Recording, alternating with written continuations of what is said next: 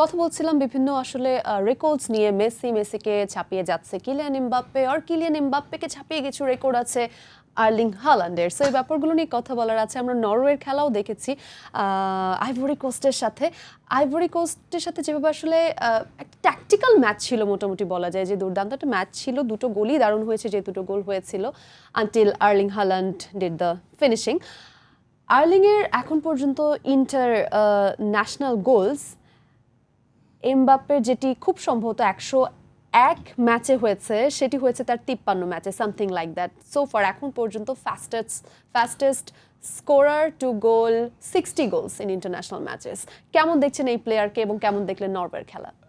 Norway খেলাকে আসলে আমরা যে বেসিক্যালি যেটা টিম ওয়ার্ক চিন্তা করেছিলাম, সেখানে কিন্তু ডগ হর্স বলা হচ্ছিল, এবং যে টিম নিয়ে আসছে তাদের মধ্যে সেই জায়গায় যে সবচেয়ে বেশি গোল করার প্রবণতা এবং এত ফাস্টেস্ট, এবং সেটা প্রমাণ করেছে সে বাছাই পর্ব থেকে। নরওয়ে অনেক মনে হয় 16 বছর পরে এই টিমটা কোয়ালিফাইড করে, এবং ওর নেতৃত্বে হ্যাঁ আরও বেশি ওকে এরকম 27-28 বছর পর তারা কোয়ালিফাইড করে, এবং সে এই জেনারেশন তার লিডিংয়েই কিন্তু এখানে আছে। First world cup Erling Haaland ও সাথে ওদের ক্যাপ্টেন এখানে ওর্টেগা, এই দুজনের যে কম্বিনেশন, তারা দুজনেই ইংলিশ লিগের টপ লেভেলে খেলে। একজন আর্সেনালের, একজন হলো ম্যান সিটির, এবং ম্যান সিটিকে পরপর লাস্ট ট্রফি পাওয়ার জন্য আর্লিং হাল্যান্ডের যে গোল স্কোরিং এবং মডার্ন ফুটবলে যে স্কোরিংয়ের যে স্ট্রাইকারের যে অ্যাবিলিটি, সেই জায়গা থেকে হেডওয়ে একটু কম গোল হয়, কিন্তু আর্লিং হাল্যান্ড আবার হেড ওয়ার্কিং এবং এরিয়াল বলে অনেক বেশি পারদর্শী এবং মাস্টার্স, এবং ওর এই দুর্দান্ত হেডের অনেক গোল আছে। কালকেও সে এইভাবে 3টা গোলে ট্রাই করেছিল, তো গোলকিপার যে সেভ করেছে সেখান থেকে যদি আমরা আইভরি কোস্টকে বলি, তাদেরও ডিফেন্ডিং ওয়ার্কটা অনেক বেটার ছিল, চাচ্ছিল তারা অনেক ডিফেন্ড করেছে দুই দলই। এবং আইভরি কোস্ট সেকেন্ড হাফে আসলে আমাদ দিয়ালোকে নামিয়ে ইকুয়ালাইজার করেছিল, বাট আলটিমেটলি 86 মিনিটে আর্লিং হাল্যান্ড কিন্তু যে গোলটি দিলেন সেটি দিয়ে বুঝিয়েছেন কেন তিনি বিশ্বের অন্যতম সেরা একজন স্ট্রাইকার। যদি আমাদের মনে হচ্ছিল যে গোলটাকে তিনি বুঝে দিয়েছেন নাকি জাস্ট হয়ে গেছে। এনিওয়ে, আজকে সামনেও বেশ কয়েকটি ম্যাচ আছে, স্পেশালি রাতের ম্যাচের কথা যদি বলি, ইংল্যান্ড যে জার্সিটা আমি পরে আছি, ইংল্যান্ড মুখোমুখি হতে যাচ্ছে ডিআর কঙ্গো। এই ম্যাচ নিয়ে আপনার প্রেডিকশন কি? প্রেডিকশন আসলে ইংল্যান্ডকেও আমি বারবারই বলেছি যে 4টা টিম ধরা হলে সেমিফাইনালে সেখানে ইংল্যান্ডকে রেখেছি আমি।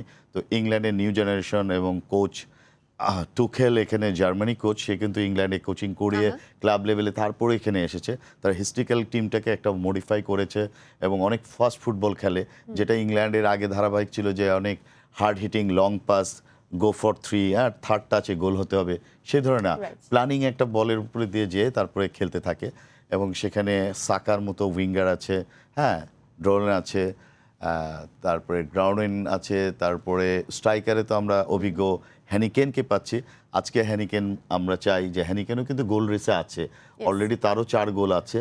তো সেই জায়গা থেকে আজকে যদি ভালো যত ম্যাচ টিকে থাকবে তত আসলে সুযোগ থাকবে গুড প্লেয়ারদের গোল করার জন্য। আসলে আমরা তো রেকর্ডের কথা অনেক বলতে পারি, বাট রেকর্ড অনেক ক্ষেত্রে কিন্তু it's just record and statistics, কারণ অনেক অসাধারণ প্লেয়ার্স আছেন যারা হয়তো দলের পারফরমেন্সের জন্য অনেকগুলো ওয়ার্ল্ড কাপ ম্যাচ খেলতে পারেননি। সো ওয়েল, আমরা তো আজকে অনেক কিছু নিয়ে কথা বললাম। লেটস সি সামনে ম্যাচগুলো কেমন হয়। Thank you so much. আমরা নিশ্চয়ই একসাথে উপভোগ করব এই বিশ্বকাপের সবগুলো খেলা। সময় টেলিভিশনের পর্দা লাইভ দেখতে পাবেন। So thank you so much for watching us.